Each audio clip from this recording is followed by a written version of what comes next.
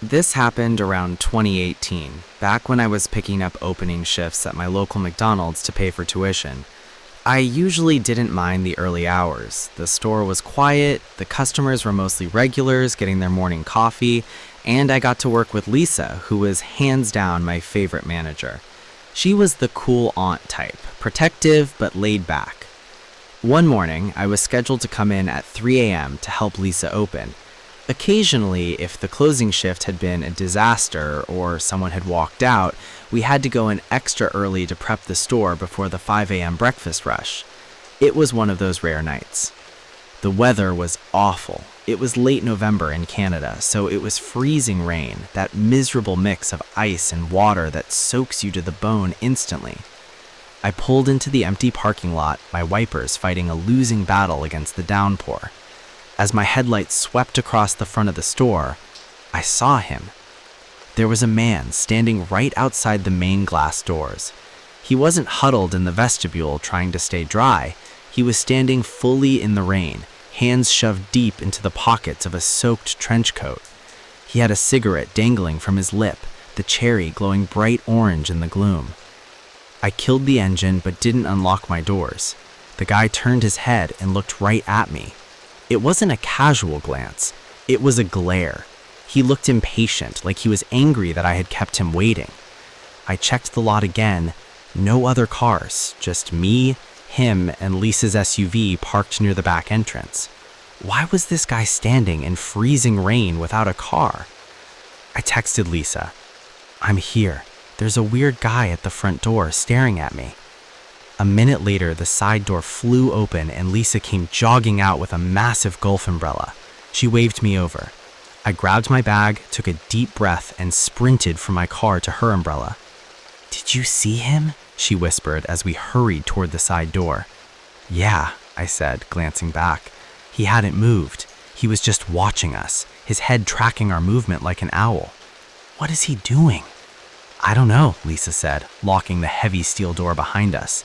"Maybe he's high. Maybe he thinks we open at 3. We tried to shake it off. We had a lot of work to do, restocking the sauce bins, filling the napkin dispensers, priming the coffee machines. Lisa told me she had some paperwork to finish in the back office and to holler if I needed anything. I went to the front counter to start prepping the registers, trying my hardest not to look out the windows. About 20 minutes later, Lisa's voice crackled over the headset. "OP, come to the office, now, quietly." Her tone made my stomach drop. I walked to the back where she was staring at the security monitor. Our system had been upgraded recently, so the external cameras had audio feeds. They weren't Dolby surround sound quality, but they picked up voices if it was quiet enough outside. "Listen," she pointed at the screen. The man was still there. He had moved closer to the door now, pressing himself against the glass. He had a phone to his ear. He was speaking rapid-fire Spanish. Now, here's the thing. In our part of Canada, you don't hear a lot of Spanish. French, sure. English, obviously, but Spanish was rare. The guy probably assumed we were just two clueless locals. What he didn't know was that my stepmom is Puerto Rican. I'm not fluent by any means, but I grew up hearing it enough to understand the basics, especially the bad words. My blood ran cold as I listened to the tinny audio. "Sí, dos de ellas." 2 of them. "Solas inside." Alone inside. He paused, listening to whoever was on the other end. Then he laughed, a dry, humorless sound. "No te preocupes. Voy a agarrarlas pronto." Don't worry, I'm going to snatch them up soon. I looked at Lisa. She didn't understand the words, but she saw the look on my face. What? What did he say? I whispered, my voice trembling. He said he's coming in. He said he's going to grab us. On the screen, the man reached into his coat. He didn't pull out a wallet or keys. He pulled out a long, yellow-handled screwdriver. The metal shaft glinted in the security lights. He turned toward the door and raised his hand. Thump, thump, thump. We heard it echo through the empty restaurant. He was knocking on the glass with the handle of the screwdriver. "Don't go out there," Lisa ordered. "I'm calling 911. "I have to check the lock," I said, panic rising in my chest. I needed to see that deadbolt engaged with my own eyes. Do not let him see you." I crept back to the front, staying low behind the counter. I peeked around the soda fountain. He was there, face pressed against the glass, his breath fogging it up. He tapped the screwdriver against the pane. Tap, tap, tap. Then he saw me. I don't know how, maybe a reflection, but his eyes locked onto mine instantly. He smiled, revealing yellow teeth. He yelled something through the glass. It was muffled, but I heard the word cerda, pig. I ducked back down, heart hammering against my ribs. The tapping got louder. He started scraping the metal tip of the screwdriver against the glass. Screech, screech. It was a sound that made my teeth ache. He was testing the glass, looking for a weak point. The police in our city don't mess around with potential break-ins, especially involving women alone at night. They were there in under 10 minutes. 2 cruisers pulled into the lot, lights silent but flashing. The moment the blue and red lights hit the glass, the man bolted. He sprinted toward the side of the building, heading for the tree line. He didn't make it far. One of the officers was already out of his car and deployed his taser. We watched on the monitor as the man stiffened and dropped face first into the wet asphalt. Lisa and I watched from the window as they cuffed him and dragged him to the back of a cruiser. He was shouting now, switching to broken English, yelling that he was just hungry, that he just wanted a McMuffin. But when they searched his pockets, they found the screwdriver. And when they searched his car, which was parked at the abandoned gas station next door, they found a roll of duct tape and a pack of heavy-duty zip ties. You don't bring zip ties to a breakfast run. Lisa gave her statement to the police, shaking like a leaf. As the officer closed the door to the cruiser, I caught the man staring at me through the window. It wasn't fear or regret on his face. It was pure, unadulterated hatred. He looked furious that we had ruined his plan. I stayed at that McDonald's for another year because I needed the money, but I never worked an opening shift again. The police said they'd keep us updated, but we never heard anything else. I still think about that look he gave me, and I thank God every day that my stepmom taught me enough Spanish to know we were in danger.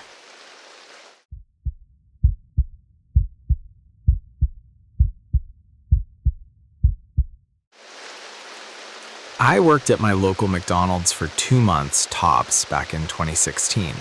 Yeah, it was a short run. I've always told myself I was destined for more than flipping burgers and dealing with rude customers over 50 cents of extra sauce. But honestly, the reason I quit had nothing to do with ambition. It was pure fear. Being the new guy and wanting to secure a steady paycheck, I was the ultimate yes man. I told the scheduling manager that I was available 24/7, including weekends and holidays. I needed the cash for a car, and I figured if I hustled hard, I'd get the good shifts eventually. One Tuesday, I got a text around 9 p.m. asking if I could cover the graveyard shift. The overnight guy had the flu or something. I was already in my pajamas, but the dollar signs flashed in my eyes, so I said yes. I'd never done an overnight before, but I figured it would be the easiest money ever. No rushing lunch crowds, no screaming kids, just cleaning and handing out the occasional McFlurry to a stoned college student. The manager on duty was a guy named Rick. Rick was cool, but he was one of those managers who spent 90% of his shift in the back office doing inventory, which I'm pretty sure was code for sleeping or playing on his phone. I clocked in at 10 p.m., and by midnight, the place was dead. The lobby was locked, and it was just the drive-thru open. I spent the first 2 hours doing the grunt work, scrubbing the fry vats, wiping down the shake machine, sweeping the floors. It was boring, but peaceful. Rick told me to holler if I needed him and disappeared into the office, shutting the door. So it was just me, the hum of the refrigerators and the buzzing of the fluorescent lights. Around 2 a.m., I was leaning against the front counter, scrolling through Twitter when the headset chimed. It's that distinct, sharp beep followed by static that drills right into your ear. I jumped a little, straightened my hat, and put on my customer service voice. "Hi, welcome to McDonald's. Will you be using your mobile app today?" Silence. Just the low hum of static. I waited a few seconds, figuring maybe they were looking at the menu. "Order whenever you're ready," I added, trying to sound cheerful despite the hour. Still nothing. I looked up at the monitor that shows the camera feed of the drive-thru lane.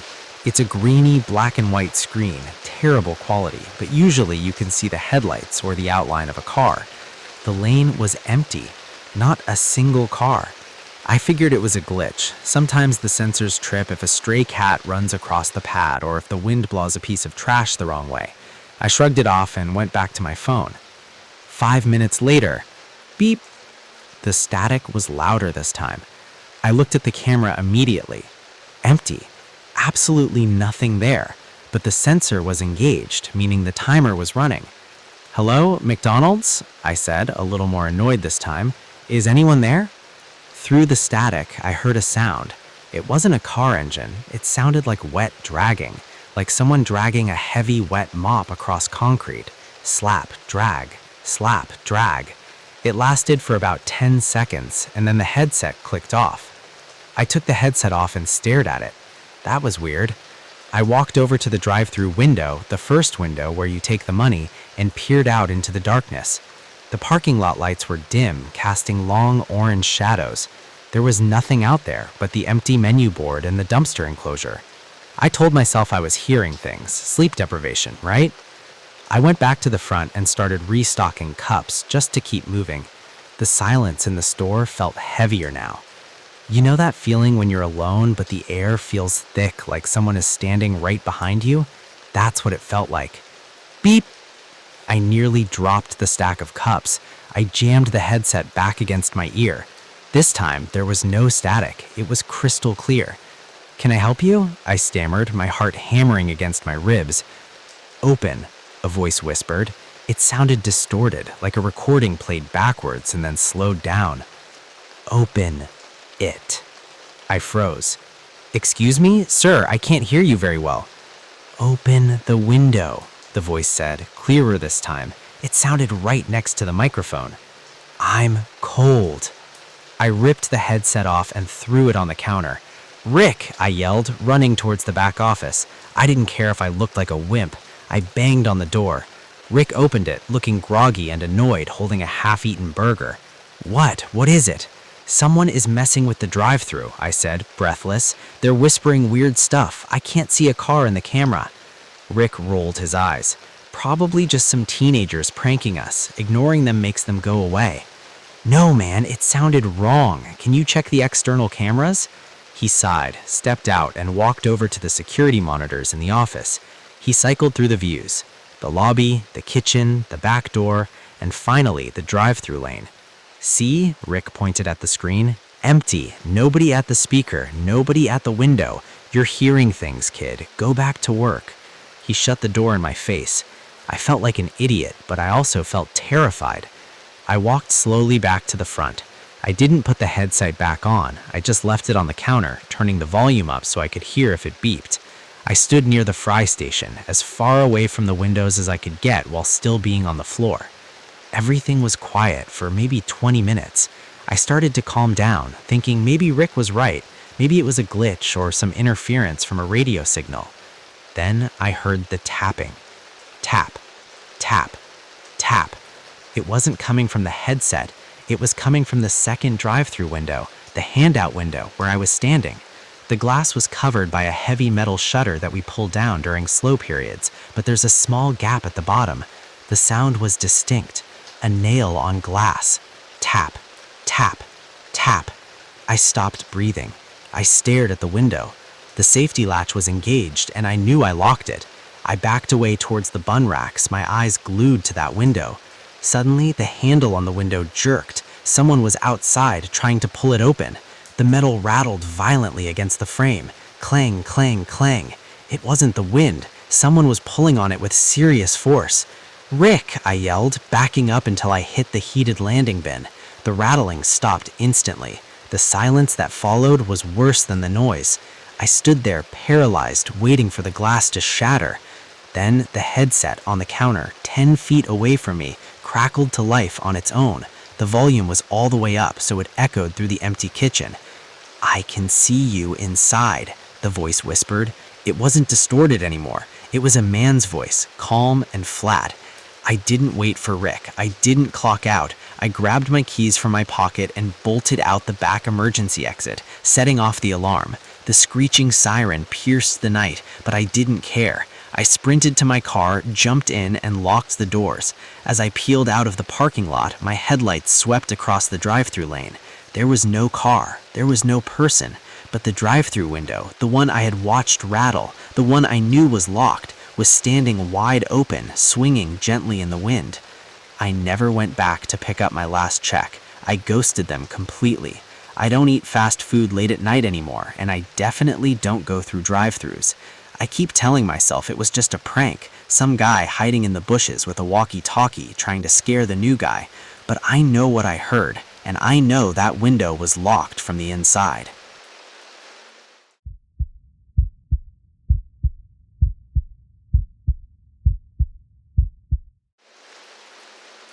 This entire ordeal happened back in the fall of 2017, specifically late October. It was one of those nights where the air feels heavy, like the humidity is clinging to your skin, even though it was chilly enough to see your breath. I was a sophomore in college at the time, living in a cheap off-campus apartment with two roommates, Mark and Sarah. We were night owls, the type to stay up until 4 a.m. playing video games or binge-watching horror movies, which, in hindsight, probably didn't help our state of mind that night. But what we saw wasn't a movie, it was real, and it was the most terrifying thing I've ever experienced. It was around 2:30 in the morning on a Tuesday. We had been grinding through a massive session of Overwatch, and naturally, the munchies hit us hard. The fridge was empty aside from some expired milk and a jar of pickles, so we decided to make a run to McDonald's. The closest one was about 5 miles away, located on the outskirts of town where the residential development stopped and the dense unlit woodlands began. It was a notoriously sketchy location, mostly because it was so isolated, but it was the only 24-hour joint open, so we didn't have much of a choice.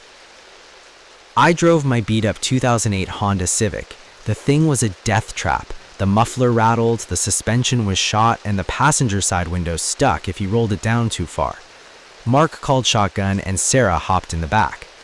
It had been raining earlier that evening, a cold, miserable drizzle that left the road slick and reflective. The streetlights reflected off the wet asphalt in long, distorted streaks of orange and white. As we drove away from the campus and toward the edge of town, the streetlights became fewer and farther between until we were driving into a tunnel of darkness, the headlights cutting through the mist that was starting to rise off the wet ground. When we pulled into the McDonald's parking lot, the place was a ghost town. The giant Golden Arches sign was flickering, buzzing with that dying electrical hum that sets your teeth on edge. There wasn't a single car in the lot, no employees parked near the back, no semi-trucks idling on the shoulder, just empty, wet pavement. The building itself looked dim, like they were running on emergency power. I remember joking to Mark that maybe the zombie apocalypse had started while we were playing games and we just didn't know it yet. He laughed, but it was a nervous laugh. The vibe was just off. I pulled into the drive-thru lane. This specific McDonald's had a weird layout. The drive-thru wrapped around the back of the building, which faced the dense tree line I mentioned earlier. There was maybe 10 feet of grass between the pavement and the thick wall of pines and oaks. It was pitch black in those woods. No light penetrated that canopy. We pulled up to the speaker box. The menu board was lit up, advertising the latest promotional burger, but the speaker was silent. No automated greeting, no static, nothing. "Hello?" I said, leaning toward the window. Silence. "Maybe they're closed?" Sarah suggested from the back seat, leaning forward between the front seats. "Sign says 24 hours, Mark pointed at the illuminated sign. Probably just in the bathroom or something. I waited another minute. "Hello? Anyone there? We just want some nuggets, man." Still nothing. I sighed and took my foot off the brake. "I'm just gonna pull up to the window. Maybe the headset is broken." I inched the car forward, rounding the corner to the first payment window. It was dark inside the booth. I couldn't see a register, a person, or even a light on in that specific section. I kept rolling to the second window, the pickup window, which usually had lights on and people moving around. When we got to the second window, it was also deserted. The glass was shut tight. Through the window, I could see into the kitchen. The lights were on in there, the fryers were bubbling, and I could see a mop bucket sitting in the middle of the floor, but there wasn't a soul in sight. It looked like the rapture had happened. Everyone just vanished mid-shift. "This is creepy, dude," Mark whispered. He locked his door. "Let's just go to Taco Bell." "Taco Bell is 20 minutes the other way," I argued, though I was starting to agree with him. I rolled my window down about 3 inches to listen, just enough to hear, but not enough to let the cold air in. That's when we heard it. It wasn't a mechanical sound. It wasn't a car engine or an AC unit. It was a wet, guttural sound coming from the tree line behind us. It sounded like a large animal struggling to breathe, a rasping, clicking wheeze. Click, click. "Did you hear that?" Sarah's voice trembled. I looked in the rearview mirror. The red glow of my taillights washed over the wet pavement behind us and illuminated the first few rows of tree trunks. At first, I didn't see anything, just wet bark and shadows. "Turn off the car," Mark said suddenly. "What? No." "Shh, I want to hear it." Against my better judgment, I killed the engine. The silence that rushed in was deafening. The hum of the McDonald's sign was gone, blocked by the building. All we could hear was the distant drip of water from the roof, and that sound. Click. It was closer now. "I see something," Sarah whispered, pointing toward the back of the car, toward the trash dumpster enclosure. "Look." I squinted into the side mirror. There was a brick enclosure for the trash bins about 20 yards back. A shadow detached itself from the wall. It was tall, too tall to be a dog or a coyote. It moved with a jerky, unnatural gait, like its joints were hinged backwards. It was quadrupedal, but its limbs were long and spindly, ending in what looked like hands rather than paws. "What is that?" I hissed, my hand fumbling for the keys in the ignition. "Start the car," Mark said, his voice dropping an octave. "Start the damn car now." The creature stepped into the light of a flickering lamppost near the drive-thru entrance. Its skin was a mottled grayish-green, looking slick and slimy like an amphibian. It had no fur. Along its spine, ridges of bone protruded sharply, and its head was wrong. It was elongated, almost equine, but with rows of jagged teeth visible even from this distance. And the eyes, they reflected the light like a cat's eyes, glowing a vibrant, sickly yellow. It froze, staring right at us. It knew we were watching. I twisted the key. The engine sputtered. The starter whined, but didn't catch. My heart stopped. "Go, go, go!" Sarah screamed. The creature didn't run like a dog. It galloped, its movements a blur of limbs. It covered the 20 yards in a second. I twisted the key again, stomping on the gas pedal. The engine roared to life just as the thing slammed into the rear driver's side door. The entire car rocked violently, lifting on 2 wheels for a split second before slamming back down. The sound of metal crunching echoed through the cabin.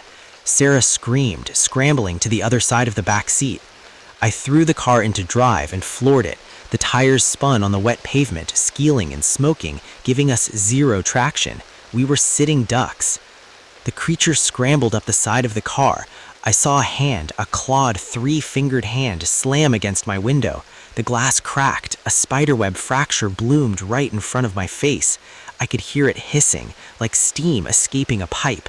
"Drive!" Mark yelled, grabbing the steering wheel to help steady it.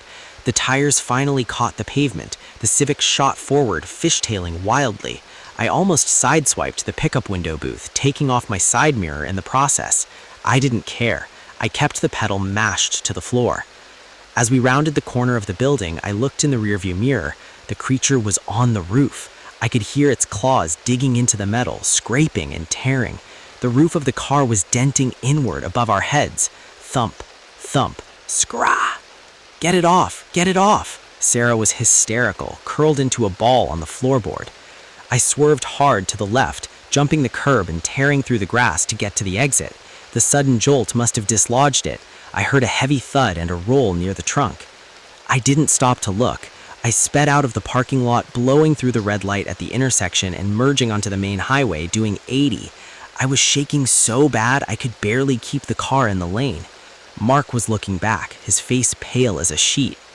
"Is it following?" I shouted over the roar of the engine and the wind whistling through the broken mirror housing. "I don't see it," Mark breathed. I think we lost it." We didn't slow down until we were back in the populated part of town under the bright lights of the campus security perimeter. We pulled into a gas station, shaking, crying, and pumped full of adrenaline. When we got out to look at the car, we threw up. The entire driver's side was caved in, like we'd been T-boned by a motorcycle. There were 4 distinct claw marks gouged into the metal of the door, ripping right through the steel. The driver's side window was shattered but held together by the tint. And on the roof, there was slime. Thick, translucent, foul-smelling slime that sizzled slightly where it touched the paint. We never called the police. What would we say? That a goblin attacked us at McDonald's? We told everyone we hit a deer. I sold the car for scrap a week later because I couldn't stand to look at it. I haven't been to a McDonald's since. I don't go out past midnight, and sometimes when it rains and the streets are wet and reflecting the streetlights, I can still hear that sound. Click. Whatever that thing was, I don't think it was looking for a burger. It was looking for us. And I have a terrifying feeling that it's still out there, waiting in the tree line for the next car to pull up to the window.